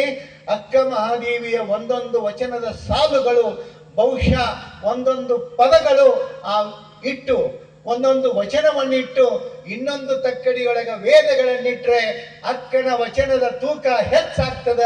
ಆ ತೂಕ ಮೇಲೆ ಹೇಳ್ತದ. ಎಷ್ಟು ಅದ್ಭುತ ಸಾಲುಗಳನ್ನು ಹೇಳ್ತಾಳೆ ಅಕ್ಕ ಮಹಾದೇವಿಯ ಒಂದು ಇರುವು ನಿಲುವು. ಬಹುಶಃ ನಾವು ಅನ್ಕೋತೀವಿ, ನನ್ನ ಜೀವನದೊಳಗ ಬಹಳ ಕಷ್ಟ ಬಂದದ, ನೋವು ಬಂದದ, ಅಪಮಾನ ಆಗ್ತತಿ, ನಿಂದೆ ಆಡ್ತಾರ, ಇವೆಲ್ಲವುಗಳನ್ನು ನಾವು ಕಲ್ಪಿಸ್ಕೋತೀವಿ. ನಿಂದೆ, ಅಪಮಾನ, ನೋವು ಎಲ್ಲರಿಗೂ ಬಂದು ಹೋಗ್ಬಿಡ್ತಾವ. ಯಾರಿಗೆ ಬಿಟ್ಟ ನಿಮಗ್ ಗೊತ್ತಿದ್ದಂಗೆ ಹೇಳ್ರಿ. ನಮ್ಮ ಪಕ್ಕಿ ಒಬ್ರದಾರು, ಅಥವಾ ನಮ್ಮ ಮನಿ ಮಗ್ಲದಾರು, ನಮ್ಮ ಓಣ್ಯಾಗ ಒಬ್ರದಾರಿ, ನಮ್ಮ ಊರಾಗ ಒಬ್ರದಾರು, ಯಾರ್ದಾರ ಹೇಳ್ರಿ ನೋಡು. ನಿಮ್ಗೆ ಗೊತ್ತಿದ್ರ ಏನೇನೋ ಬಂದಿಲ್ರಿ ಅವ್ರಿಗೆ. ಒಟ್ಟ ಹೆಂಗಿತ್ರಿ ಹಂಗ ಇದ್ದು ಆದ್ರ ಅದು ಮನುಷ್ಯನ ಅಲ್ಲ. ಅದು ಹಂಗ ಹೋಗಕ್ ಸಾಧ್ಯ ಇಲ್ಲ. ಹೊಕ್ಕಿವಂದ್ರ ಬಿಡುವುದಿಲ್ಲ. ಕಂಪ್ನಿ ಏನ್ ಸಣ್ಣದೈತಿ ಅಂದ್ರೆ ನಮ್ದು. ನಮ್ಮ ಕಂಪ್ನಿ ಎಂತದೈತಿ, ಬಹಳ ದೊಡ್ಡ ಕಂಪ್ನಿ ಇದು. ಆರ್ಡರ್ ಮಾಡಿ ಕಲಿಸಿ ತಯಾರು ಮಾಡಿ ಇಟ್ಕೊಂಡು ಕುಂತಂತ ಕಂಪನಿ. ಎಂಥ ಬಸವಣ್ಣನ ಬಿಡ್ಲಿಲ್ಲ, ಎಂಥವರನ್ನು ಬಿಡ್ಲಿಲ್ಲ. ಇನ್ನು ನಿಮ್ಮಂಥವ್ರನ್ನ ಬಿಡ್ತಾರೆ ಅಂತಂದ್ರೆ ಅದು ಸುಳ್ಳು ಮಾತು. ಅದಕ್ಕೆ ಅಕ್ಕ ಮಹಾದೇವಿ ಹೇಳ್ತಾಳೆ, ಏನೋ ಲೋಕದಲ್ಲಿ ಹುಟ್ಟಿದ್ದ ಬಳಿಕ ಸ್ತುತಿ ನಿಂದೆಗಳು ಬಂದರೆ ಮನದಲ್ಲಿ ಕೋಪವ ತಾಳದೆ ಸಮಾಧಾನಿಯಾಗಿರಬೇಕು. ಜಗತ್ತಿನಾಗ ಹುಟ್ಟಿ ಬಂದ ಮೇಲೆ ಈ ಸ್ತುತಿ, ನಿಂದೆ, ಮಾನ, ಅಪಮಾನ ಇವೆಲ್ಲವೂ ಇರುವೆ. ಯಾರನ್ನು ಬಿಟ್ಟದ್ದಲ್ಲ. ಇವೆಲ್ಲವುಗಳನ್ನ ದಾಟಿ ನಾವು ಹೆಂಗಿರ್ಬೇಕು, ಹೇಗಿರುವುದು ಅಂತಂತಂದ್ರೆ ನಿಮ್ಗೊಂದು ದೃಷ್ಟಾಂತ ಹೇಳ್ತೀನಿ ನಾನು. ಸಮುದ್ರದ ದಂಡೆಯೊಳಗ ಅಡ್ಡಾಡ್ತಿದ್ರಂತೆ ಯಾರ್ಯಾರೋ. ಅಡ್ಡಾಡ್ತಿದ್ರು, ಮಾಡ್ತಿದ್ರು. ಆಮೇಲೆ ಒಂದು ಸಣ್ಣ ಮಗು ಅಂದ್ರೆ ಸುಮಾರು 12-13 ವರ್ಷದ ಮಗು ಅಲ್ಲಿ ಸಮುದ್ರದ ಉಸುಕಿನೊಳಗೆ ಆಟ ಆಡ್ಕೋತ ಕೂತಿತ್ತು. ಅದ್ರ ಸ್ಲೀಪರ್ ಅಲ್ಲೇ ದಂಡಿಗೆ ಬಿಟ್ಟಿತ್ತು. ಅದೇನಾಗ್ತದ, ಸಮುದ್ರದ ತೆರೆ ಒಂದು ಬಂದು ಒಂದೇ ಸ್ಲೀಪರ್ನ ಆ ತೆರೆ ಎಳ್ಕೊಂಡು ಒಳಗೆ ತಗೊಂಡು ಹೋಗ್ಬಿಡ್ತು. ಒಂದೇ ಉಳಿತಿಲ್ಲಿ. ಆ ಮಗುವಿಗೆ ಬಹಳ ಸಿಟ್ಟು ಬಂದು ಆ ಮಗು ಏನ್ ಮಾಡ್ತದ, ಅಲ್ಲಿ ಉಸುಕಿನೊಳಗೆ ಬರೀತು ಸಮುಂದರ್ ಚೋರ್ ಹೈ ಅಂತ ಹೇಳಿ. ಸಮುಂದರ್ ಚೋರ್ ಹೈ. ಅಷ್ಟರೊಳಗನೆ ಏನಾಗ್ತದ, ಮೀನುಗಾರರು ಮೀನ ಹಿಡಿತಿದ್ರು, ಬಲೆ ಒಗದ್ರು. ತೆರಿ ಬಂದ ಕೂಡಲೇ ಆ ತೆರಿಯೊಳಗೆ ಮೀನುಗಳು ಸಾಕಷ್ಟು ಬಂದು ಬಲಿ ತುಂಬಿತು. ಅವಾಗ ಮೀನುಗಾರರು ಖುಷಿ ಆದ್ರು. ಅವರೊಂದು ಸಾಲು ಬರೆದ್ರು ಉಸುಕಿನೊಳಗ, ಸಮುಂದರ್ ಪಾಲಕ್ ಹೈ, ಸಮುದ್ರ ಸಂರಕ್ಷಕ ಹೈ. ಸಮುದ್ರ ನಮ್ಮನ್ನ ಸಂರಕ್ಷಣೆ ಮಾಡುವಂತಹದ್ದು ಅಂತ ಅವ್ರು ಬರೆದ್ರು. ಆಮೇಲೆ ಇನ್ನೊಬ್ಬ ಯುವಕ ತಾಯಿಯೊಂದಿಗೆ ಅಲ್ಲಿ ಸ್ನಾನ ಮಾಡ್ತಿದ್ದ, ತಾಯಿ ದಂಡೆಯೊಳಗೆ ನಿಂತಿದ್ದಳು. ದೊಡ್ಡದಾದ ತೆರಿ ಬಂದು ಆ ಹುಡುಗನನ್ನ ಯುವಕನನ್ನ ಒಳಗೆ ತಗೊಂಡು ಹೋಗಿಬಿಟ್ಟಿತ್ತು. ಹೊಳ್ಳಿ ಬರಲೇ ಇಲ್ಲ, ಸತ್ತು ಹೋಗಿಬಿಟ್ಟ. ಅವಾಗ ತಾಯಿ ಸಿಟ್ಟಿನಿಂದ ಆ ಸಮುದ್ರದ ದಂಡೆಯ ಮೇಲೆ ಬರೀತಾಳೆ, ಸಮುದ್ರ ಹತ್ಯಾರ ಹೈ. ಸಮುದ್ರ ಕೊಲೆಗಾರ ಅಂತ ತಿಳ್ಕೊಂಡು ಬರೆದಳೆ. ಎಲ್ಲ ಆದ ಮೇಲೆ ಮತ್ತೊಂದಿಷ್ಟು ಬಡವರು ತಿರುಗಾಡ್ತಿದ್ರು. ಒಂದು ತೆರೆ ಮುತ್ತು ರತ್ನಗಳನ್ನ ತಂದು ಚೆಲ್ಲಿತು. ಅವಾಗ ಮುತ್ತು ರತ್ನಗಳನ್ನ ಆರಿಸಿಕೊಂಡಿರ್ತಕ್ಕಂಥ ಅವ್ರಂತಾರೆ ಸಮುದ್ರ ದಾನಿ ಹೈ. ಎಷ್ಟು ಉದಾರ, ತಂದು ನಮಗೆ ಚೆಲ್ಲಿದಲ್ಲ ಅಂತ ಹೇಳಿ ಅವರು ಬರೆದ್ರು. ಇದೆಲ್ಲ ಆದ ಮೇಲೆ ಬಹಳ ದೊಡ್ಡದೊಂದು ತೆರಿ ಬಂತು. ತೆರಿ ಬಂದು ಏನೇನು ಬರೆದಿದ್ರಲ್ಲ ಎಲ್ಲಾನು ಹೊಳ್ಳಿ ತಗೊಂಡು ಹೋಗಿಬಿಡಿತ. ಯಾರ್ಯಾರು ಏನೇನು ಬರೆದಿದ್ರು ಅದ್ರಾಗ ಒಬ್ಬ ಕೇಳಿದತ್ತ, ಇಷ್ಟೆಲ್ಲ ಮಂದಿ ಇಷ್ಟೆಲ್ಲ ಬರೆದಿದ್ರು, ಅದು ನಿನಗೇನು ಅನಿಸ್ಲಿಲ್ಲ ಏನು ಅಂತ ಕೇಳಿದಂತ ಸಮುದ್ರಕ್ಕ. ಅವಾಗ ಆ ಸಮುದ್ರ ಹೇಳಿದತ್ತ, ಬರೀ ಅವ್ರು ಖಾಲಿ ಅದಾರ, ನಾ ಖಾಲಿ ಇಲ್ಲ, ಕೆಲಸದ ಮೇಲೆ ಇದೀನಿ. ಅವ್ರು ಬರೆದದ್ದು ಓದುವಷ್ಟು ನನಗೆ ಟೈಮ್ ಇಲ್ಲ ಅಂತ ಹೇಳ್ತಂತ. ನಾವು ಹೆಂಗಿರ್ಬೇಕಂತಂದ್ರ ಇನ್ನೊಬ್ಬರ ನಿಂದೆಗಳನ್ನ ಕೇಳಿಸ್ಕೊಂಡು ಪ್ರತಿಕ್ರಿಯೆ ಕೊಡುವಷ್ಟು ಖಾಲಿ ಇರ್ಲಾರ್ದಂಗೆ ನಾವು ಇದ್ದೀವಿ, ನಾವು ಬಚಾವಾದಿವಿ ಅಂತ ತಿಳ್ಕೊಳ್ಳೋದು. ಅದಕ್ಕೆ ಅಕ್ಕ ಹೇಳ್ತಾಳೆ, ನೋಡ್ರಿ, ಸಮುದ್ರದ ದಂಡೆಯಲ್ಲೊಂದು ಮನೆಯ ಮಾಡಿ ನೆರೆ ತೊರೆಗಳಿಗೆ ಅಂಜಿದೆಡೆ ಅಂತಯ್ಯ, ಸಂತೆಯೊಳಗೊಂದು ಮನೆಯ ಮಾಡಿ ಶಬ್ದಕ್ಕೆ ನಾಚಿದೊಡೆ ಅಂತಯ್ಯ. ಎಷ್ಟು ಚಂದ. ಬಹುಶಃ ಅಕ್ಕ ಮಹಾದೇವಿಯಂಥ ಉದಾಹರಣೆಗಳು, ಆಕೆ ತುಂಬುವಂಥ ಆತ್ಮವಿಶ್ವಾಸ ನಮ್ಮನ್ನ ಎಷ್ಟು ಉನ್ನತವಾದ ಸ್ಥಾನಕ್ಕೆ ಒಯ್ತದ, ಉನ್ನತವಾದ ನಿಲುವಿಗೆ ಒಯ್ತದ ಅಂತಂದ್ರೆ ನಮ್ಮನ್ನ ನಿಜವಾಗ್ಲೂ ದೊಡ್ಡವ್ರನ್ನ ಮಾಡ್ತದ.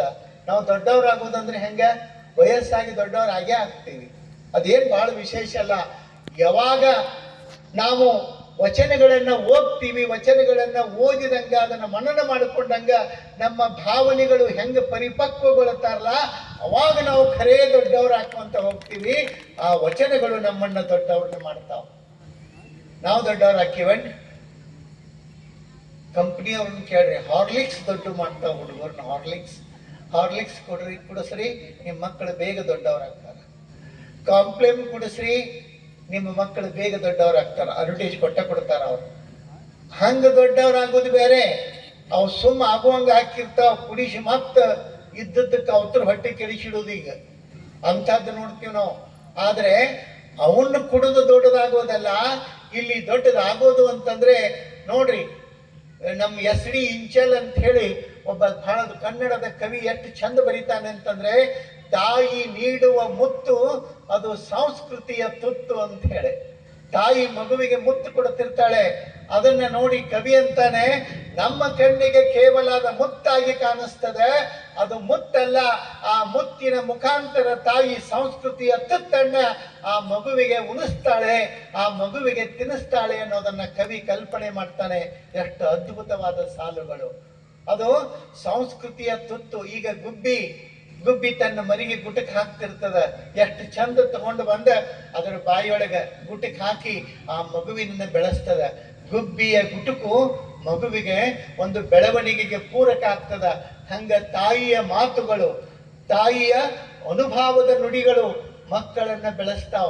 ಸಣ್ಣದಿದ್ದಾಗನೇ ಮಕ್ಕಳನ್ನ ಏನ್ ಹೇಳ್ತಾಳೆ ಜನಪದದ ಗರತಿಯೊಬ್ಬಕ್ಕೆ, ಆಚಾರ ಕರಸಾಗು, ನೀತಿಗೆ ಪ್ರಭುವಾಗು. ಆಚಾರ ಕರಸಾಗು, ನೀತಿಗೆ ಪ್ರಭುವಾಗು, ಮಾತಿನಲ್ಲಿ ಚೂಡ ಮಣಿಯಾಗು. ಆಚಾರ ಕರಸಾಗು, ನೀತಿಗೆ ಪ್ರಭುವಾಗು, ಆಚಾರ ಕರಸಾಗು, ನೀತಿಗೆ ಪ್ರಭುವಾಗು, ಮಾತಿನಲ್ಲಿ ಚೂಡ ಮಣಿಯಾಗು, ಮಾತಿನಲ್ಲಿ ಚೂಡ ಮಣಿಯಾಗು ನನ್ನ ಕಂದ, ಜ್ಯೋತಿಯೇ ಆಗು ಜಗಕ್ಕೆಲ್ಲ, ಜ್ಯೋತಿಯೇ ಆಗು ಜಗಕ್ಕೆಲ್ಲ. ಆಡಿವರನ ಕಂದ ಅಂಗಾನ ತೊಳೆದೇನ, ತೆಂಗಿನಕಾಯಿ ತಿಳಿ ನೀರ ತೆಂಗಿನಕಾಯಿ ತಿಳಿ ನೀರ ತಕ್ಕೊಂಡು ಬಂಗಾರದ ಮುಖವ ತೊಳೆದೇನ ಬಂಗಾರದ ಮಾರಿ ತೊಳೆದೇನ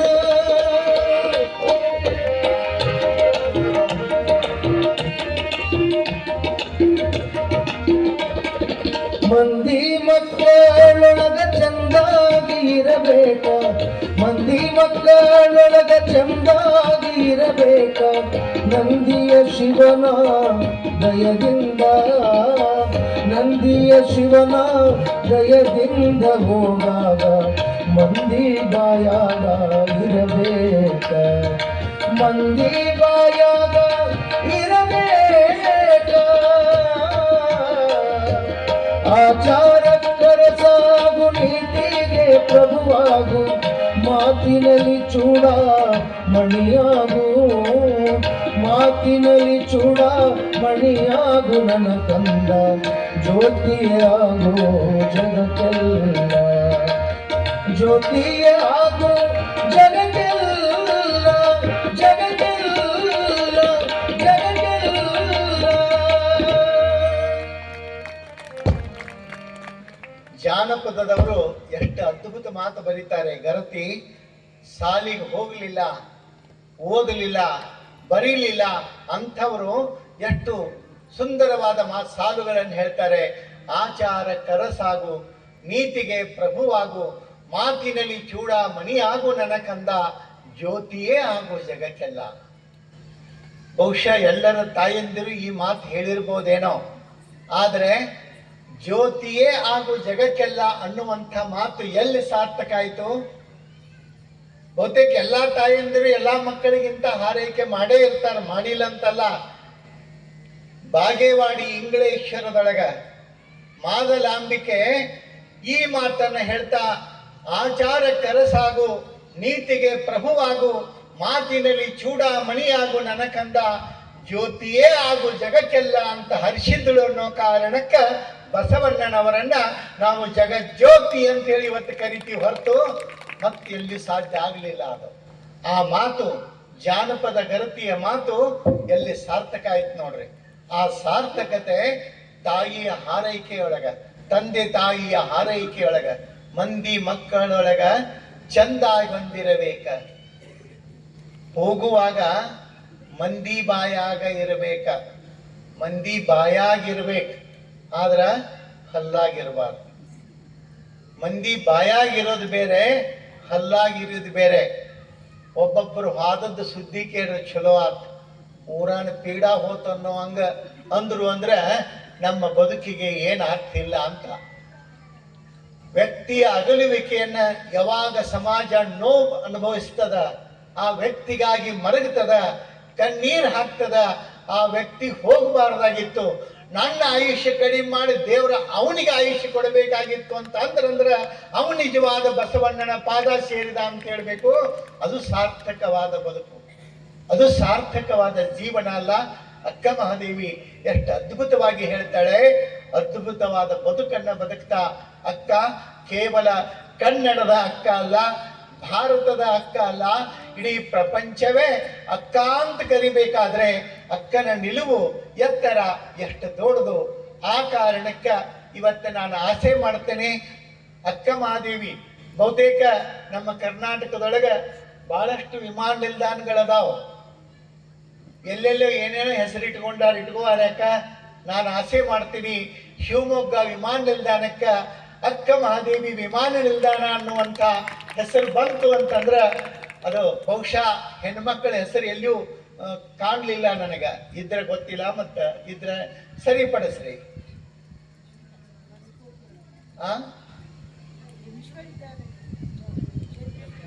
ಮಾಡಿದ್ದಾರೆ, ಆದ್ರೆ ವಿಮಾನ ನಿಲ್ದಾಣಕ್ಕ ಹೆಣ್ಮಕ್ಳ ಹೆಸರು ಎಲ್ಲಿಯೂ ಆಗಿಲ್ಲ. ಬಸವಣ್ಣವ್ರ ಹೆಸರು ಇಡಬೇಕು ಅನ್ನುವಂಥ ಪ್ರಸ್ತಾವನೂ ಉಳಿದಿದೆ. ಅದರ ಜೊತೆಗೆ ನನ್ನ ಆಸೆ ಬಹುಶಃ ಇಡೀ ಕರ್ನಾಟಕವನ್ನೆಲ್ಲ ಕನ್ನಡದ ಮೊಟ್ಟ ಮೊದಲ ಕವಿಯತ್ರಿ ಎನ್ನುವಂಥ ಕೀರ್ತಿಯನ್ನ ಪಡೆದ ಅಕ್ಕ ಸಾಮಾನ್ಯರಲ್ಲ. ಆಕೆ ಹೆಸರನ್ನ ಆ ವಿಮಾನ ನಿಲ್ದಾಣಕ್ಕೆ ಶಿಫಾರಸು ಮಾಡೋ ಮೂಲಕ ಅದನ್ನ ಸಾರ್ಥಕಗೊಳಿಸಬೇಕು ಅಂತ ಹೇಳಿ ನಾನು ಈ ವೇದಿಕೆಯ ಮುಖಾಂತರ ಅಪೇಕ್ಷೆ ಪಡ್ತೇನೆ.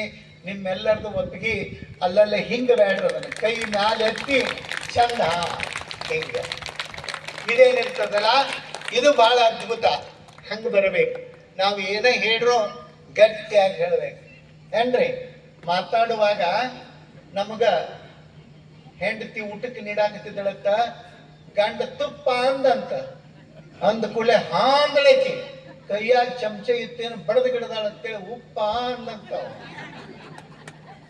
ಹಿಂಗ ಬ್ಯಾಡ್ ನಮಗ ಏನು ಹೇಳೋದೈತಿ ಅದನ್ನ ಗಟ್ಟಿಸಿ ಕೇಳಬೇಕಾದ್ರೆ ನಮಗೂ ತಾಕತ್ ಬೇಕಲ್ರಿ. ಬಹಳಷ್ಟು ಸಲ ನಾವು ಅದನ್ನ ಮಾಡ್ತೀವಿ, ನಾವು ಇದನ್ನ ಮಾಡ್ತೀವಿ, ನಾವು ಹಂಗ ಮಾಡಿದೀವಿ ಹಿಂಗ ಮಾಡಿದೀವಿ. ಟಿವಿ ಏನು ರಿಮೋಟ್ ಮನೆಯಾಗ ಅಮ್ಮವ್ರ ಕೈಯಾಗಿದ್ದಾಗ ತಗೊಂಡು ಚಾನಲ್ ಬದಲು ಮಾಡಕ್ ಸಾಧ್ಯ ಆಗುದಿಲ್ಲ. ಅಂತ ಹೊತ್ತಿನೊಳಗೆ ಸುಮ್ಮನೆ ದೊಡ್ಡ ದೊಡ್ಡ ಮಾತು ಹೇಳ್ಕೊಂತ ಹೋದ್ರೆ ಏನೂ ಆಗುದಿಲ್ಲ. ಆ ಕಾರಣಕ್ಕೆ ಇಲ್ಲಿ ಏನಾದರೂ ಸಾರ್ಥಕವಾದ ಕೆಲಸ ಕಾರ್ಯಗಳಾಗಬೇಕು. ಇದು ಕೇವಲ ನಮ್ಮ ಧ್ವನಿಯಲ್ಲ. ಅಕ್ಕ ಮಹಾದೇವಿಯ ಜಯಂತಿ ದಿವಸ ಇವತ್ತ ಕರ್ನಾಟಕದ ಹೆಣ್ಣು ಮಕ್ಕಳ ಧ್ವನಿ ಅನ್ನೋದನ್ನ ಸರ್ಕಾರ ಅರ್ಥ ಮಾಡ್ಕೊಳ್ಬೇಕು ಅಂತ ಹೇಳಿ ನಾನು ಆಸೆ ಮಾಡ್ತಾ, ಅಂಥ ಸಾರ್ಥಕವಾದ ಬದುಕನ್ನ ಬದುಕಿದ್ದು 12ನೇ ಶತಮಾನ. ಅದು ಪುಣ್ಯದ ಶತಮಾನ ಅಂತ ನಾವು ಹೇಳ್ತೀವಿಲ್ರಿ.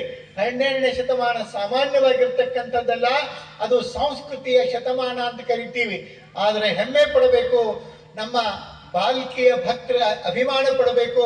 ಕೇವಲ 12ನೇ ಶತಮಾನ ಅಷ್ಟೇ ಅಲ್ಲ, ಡಾಕ್ಟರ್ ಚನ್ನಬಸವ ಪಟ್ಟದ್ದೇವರ ಜೊತೆಗೆ ಬದುಕಿರೋ ಕಾರಣಕ್ಕ 21ನೇ ಶತಮಾನವು ನಮ್ಮ ಅಭಿಮಾನದ ಶತಮಾನ, ನಮ್ಮ ಹೆಮ್ಮೆಯ ಶತಮಾನ ಅಂತ ಹೇಳಿದ್ರೆ ತಪ್ಪಲ್ಲ. ನೋಡ್ರಿ, ನೀವು ಅರ್ಥ ಮಾಡಿಕೊಡ್ರಿ.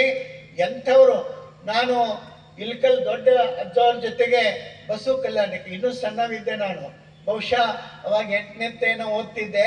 ಅಜ್ಜವ್ರು ಕರ್ಕೊಂಡು ಬಂದಿದ್ರು. ಅವಾಗ ದೊಡ್ಡ ಅಪ್ಪಗಳು ಆ ಬಸವ ಕಲ್ಯಾಣದ ಏನ್ ನಮ್ಮ ಅನುಭವ ಮಂಟಪ ಇದೆಯಲ್ಲ, ಬಿಸಿಲೊಳಗೆ ಒಂದು ಕುರ್ಪಿ ತಗೊಂಡು ಅಲ್ಲಿ ಮುಂದೆ ಹುಲ್ಲು ಕೆತ್ಕೊಂತ ಕೂತಿದ್ರು ಅವರು. ನಾನು ಮೊದಲನೇ ಸಲ ನೋಡಿದ್ದ ಅವ್ರನ್ನ. ನನಗನಿಸ್ತು, ಸಾಮಾನ್ಯವಾಗಿರ್ತಕ್ಕಂಥದ್ದಲ್ಲ, ಬರೀ ಹೇಳುವುದಲ್ಲ, ಕಾಯಕವನ್ನ ಕುರಿತು ಭಾಷಣ ಮಾಡುವುದಲ್ಲ, ಬಸವಣ್ಣನ ಕಾಯಕವನ್ನ ಮತ್ತೊಮ್ಮೆ ಕೈಗೆ ತಗೊಂಡವರು ಅಂತಂದ್ರೆ ಡಾಕ್ಟರ್ ಚನ್ನಬಸವ ಪಟ್ಟದೇವರು ಅನ್ನೋದು ಅಭಿಮಾನ, ಹೆಮ್ಮೆಯ ಸಂಗತಿ. ನೋಡ್ರಿ, ಕುಮಾರಶಿವೈಗಳು, ಹಾನಗಲ್ಲ ಕುಮಾರಶಿವೈಗಳ ಸೇವೆಯೊಳಗ ಎಂಥ ಅದ್ಭುತ ಸೇವೆಯನ್ನ ಮಾಡ್ತಾರೆ ಅಂತಂದ್ರೆ, ಕುಮಾರಶಿವೈಗಳು ಅವರಿಗೆ ನಮ್ಮ ನಾಗನೂರು ಶಿವಬಸವ ಸ್ವಾಮಿಗಳು ಎಲ್ಲರೂ ಸಮಕಾಲೀನರವರು. ಅವರಿಬ್ಬರಿಗೂ ಮಾಡಿದಂಥ ಆಶೀರ್ವಾದ ಸಣ್ಣದಲ್ಲ. ಈ ಗಡಿನಾಡಿನೊಳಗ, ಬೆಳಗಾವಿ ಗಡಿನಾಡಿನೊಳಗೆ ಡಾಕ್ಟರ್ ಶಿವಬಸವ ಸ್ವಾಮಿಗಳ ದುಡಿದ್ರೆ, ಈ ಬಾಲ್ಕಿಯ ಕಲ್ಯಾಣದ ಗಡಿನಾಡಿನೊಳಗ ಡಾಕ್ಟರ್ ಚನ್ನಬಸವ ಪಟ್ಟದ್ದೇವರು ಈ ಭಾಗದೊಳಗ ಕನ್ನಡದ ಧ್ವಜವನ್ನ, ಶರಣ ಸಂಸ್ಕೃತಿಯ ಉಳಿವನ್ನು ಉಳಿಸಿರ್ತಕ್ಕಂಥ ಪುಣ್ಯಾತ್ಮರು. ಅಂಥವರನ್ನ ನೆನೆಯೋದೇ ಒಂದು ದೊಡ್ಡ ಭಾಗ್ಯ ಅಂತ ಹೇಳಿದ್ರೆ ತಪ್ಪಾಗ್ಲಿಕ್ಕಿಲ್ಲ. ಆ ಪರಂಪರೆಯ ಮುಂದುವರಿಕೆಯ ವಾರಸುದಾರರಾಗಿ ಇವತ್ತ ಈ ಮಠಗಳು ಎಷ್ಟು ಚಂದ ಕೆಲಸ ಮಾಡ್ಕೊಂತ ಹೊಂಟಾವ. ಮಠಗಳ ದುಡಿದ್ರೆ ಅದು ನಾಡಿಗೆ ಒಂದು ಶ್ರೇಯಸ್ಸು ಅನ್ನೋದಕ್ಕ ನಮ್ಮ ಬಾಲ್ಕಿ ಹಿರೇಮಠ ಒಂದು ಜೀವಂತ ಉದಾಹರಣೆ ಅಂತ ಹೇಳಿದ್ರೆ ತಪ್ಪಾಗ್ಲಿಕ್ಕಿಲ್ಲ. ಆ ಹಿನ್ನೆಲೆಯೊಳಗ ಇವತ್ತ ಅಕ್ಕನ ಜಯಂತಿ, ಅಕ್ಕನ ಹುಟ್ಟುಹಬ್ಬ ಈ ನಾಡಿಗೆ ಒಂದು ಆದರ್ಶದ ಅಪರೂಪದ ಸಂದೇಶವನ್ನ ನೀಡ್ತಾ ಇದೆ ಅನ್ನುವಂಥ ಮಾತನ್ನು ಹೇಳ್ತಾ, ಮತ್ತೆ ಕಾರ್ಯಕ್ರಮ ನಾಳಿನ ದಿವಸ ನಾವು ಮುಂದುವರಿಸೋಣಂತೆ. ಸಮಯ ಆಯಿತು. ಪೂಜ್ಯರು ಬಂದು ಕೆಳಗಡೆ ಕೂತ್ಕೊಂಡ್ರು. ನನಗೆ ಯಾಕೋ ಸ್ವಲ್ಪ ಸಂಕೋಚ ಅನಿಸ್ತು. ಅವರು ವೇದಿಕೆ ಮೇಲೆ ಇದ್ರೆ ಅದಕ್ಕೊಂದು ಗೌರವ, ಘನತೆ. ನೀವೆಲ್ಲರೂ ಕೂಡಿ ಮಗ್ಲು ಕುಂತು ಹಿಂಗೊಂದು ಬಲ ಇರ್ತೈತೆ ನಿಮಗೆ ಏನ್ರಿ. ಅವ್ರು ಇಲ್ಲಿ ಕೂತಿರೋದ್ರೆ ಮತ್ತೆ ನನಗೆ ನಿಮ್ಕಿಂತ 100 ಪಟ್ಟು ಬಲ ಬರ್ತದೆ. ಆ ಕಾರಣಕ್ಕೆ ಅವ್ರೇನೋ ಒಂದು ಆಮೇಲೆ ಬಂದಿದ್ದಕ್ಕೆ ಬೇಡ ಅನ್ನೋ ಕಾರಣಕ್ಕೆ ಮುಹೂರ್ತ ಮಾಡಿದ್ದಾರೆ. ಮುಂದೆ ಇದೇ ವೇದಿಕೆ ಮೇಲೆ ಅವರ ಸಾನ್ನಿಧ್ಯ ಇರ್ತದೆ ಅಂತೇಳಿ ಅಪೇಕ್ಷೆ ಮಾಡ್ತಾ, ತಾವೆಲ್ಲ ಸಮಯಕ್ಕೆ ಸರಿಯಾಗಿ ಬಂದಿದ್ದೀರಿ. ನಾಳೆಯೂ ಸಹಿತ ಇದೇ ರೀತಿಯೊಳಗೆ ಸಮಯ ಪಾಲನೆಯ ಶಿಸ್ತನ್ನ ರೂಢಿಸಿಕೊಂಡು ಕಾರ್ಯಕ್ರಮವನ್ನ ಮುಂದುವರಿಸೋಣಂತಕ್ಕಂಥ ಮಾತನ್ನು ಹೇಳ್ತಾ, ಇವತ್ತಿನ ದಿವಸ ಏನು ಹೇಳುತ್ತದೆ,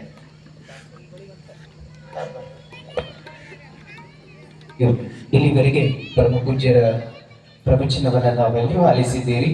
ಪರಮ ಪೂಜ್ಯ ಮನಿರಂಜನ ಪ್ರಣವ ಸ್ವರೂಪಿ ಶಿವಾನಂದ ಮಹಾಸ್ವಾಮೀಜಿಗಳು ಪೂಜ್ಯರಿಗೆ ಭಕ್ತಿಯ ಜೋರಾದ ಚಪ್ಪಾಳೆ ಮೂಲಕ ನಂತರ ಶರಣಾರ್ಥಿಗಳನ್ನ ಸಲ್ಲಿಸಿದ ನಮ್ಮ ಗವಾಯಿಗಳು ಬಹಳ ಒಳ್ಳೆ ರೀತಿಯಲ್ಲಿ ಗಾಯನ ಮಾಡಿದ್ದಕ್ಕಾಗಿ ನಮ್ಮ ಬಸವ ಪ್ರಭು ಸೋಮನಾಥ್ ಹೊಸಾಳೆಯವರು ತಮಗೆ ಕಾಣಿಕೆಯನ್ನ ಕೊಟ್ಟಿದ್ದಾರೆ, ತಾವು ಸ್ವೀಕರಿಸಬೇಕಾಗಿ ಕೇಳ್ಕೊಳ್ತೇನೆ.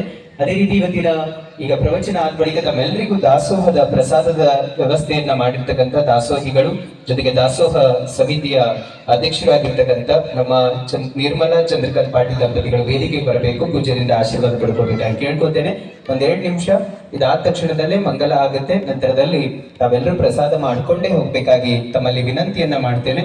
ಇವತ್ತು ಭಕ್ತಿ ದಾಸೋಹವನ್ನ ಸೇವೆಯನ್ನ ಸಲ್ಲಿಸಿರ್ತಕ್ಕಂಥವ್ರು ನಮ್ಮ ಶರಣಿ ನಿರ್ಮಲಾ ಚಂದ್ರಕಾಂತ್ ಪಾಟೀಲ್ ದಂಪತಿಗಳು ವೇದಿಕೆಗೆ ಬರಬೇಕಾಗಿ ತಮ್ಮಲ್ಲಿ ವಿನಂತಿಸ್ಕೊಳ್ತೇನೆ. ಪೂಜ್ಯ ಅಪ್ಪಗಳವರು ಅವರಿಗೆ ಆಶೀರ್ವಾದವನ್ನ ಮಾಡ್ಲಿಕ್ಕಿದ್ದಾರೆ. ಜೊತೆಗೆ ನಾಳೆಯೂ ಕೂಡ ಸರಿಯಾದ ಸಮಯಕ್ಕೆ ಪ್ರವಚನ ಆರಂಭಗೊಳ್ಳುತ್ತೆ. ತಾವೆಲ್ಲರೂ ಬನ್ನಿ ಅನ್ನುವಂಥ ಮಾತನ್ನ ತಿಳಿಸ್ತಾ ಈಗ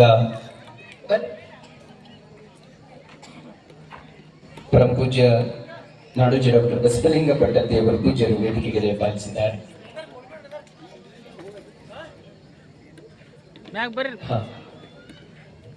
ಬರ್ರಿ ಜಲ್ದಿ ನಿರ್ಮಲಾ ಚಂದ್ರಕಾಂತ್ ಪಾಟೀಲ್ ದಂಪತಿಗಳು ದಾಸೋಹ ಸಮಿತಿಯ ಅಧ್ಯಕ್ಷರು ಹೌದು, ಜೊತೆಗೆ ಇವತ್ತಿನ ದಾಸೋಹ ಸೇವೆಯನ್ನ ಸಲ್ಲಿಸಿದ್ದಾರೆ.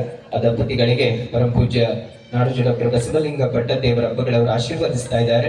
ತನು ಮನ ಧನದ ಜೊತೆಗೆ ಭಕ್ತಿ ಭಾವದ ಮೇಲೆ ತಮ್ಮ ದಾಸೋಹ ಸೇವೆ ಹೀಗೆ ನಡೀಲಿ ಅಂತ ಹೇಳ್ತಾ ನೀವೆಲ್ಲರ ಜೋರಾದ ಚಪ್ಪಾಳೆ ಮೂಲಕ ಅವರಿಗೂ ಕೂಡ ಅನಂತ ಶರಣಾರ್ಥಿಗಳು. ಇನ್ನು ಮುಂದೆ ಇವತ್ತಿನ ಪ್ರವಚನ ಮಂಗಲಗೊಳಿಸಬೇಕಾಗಿದೆ.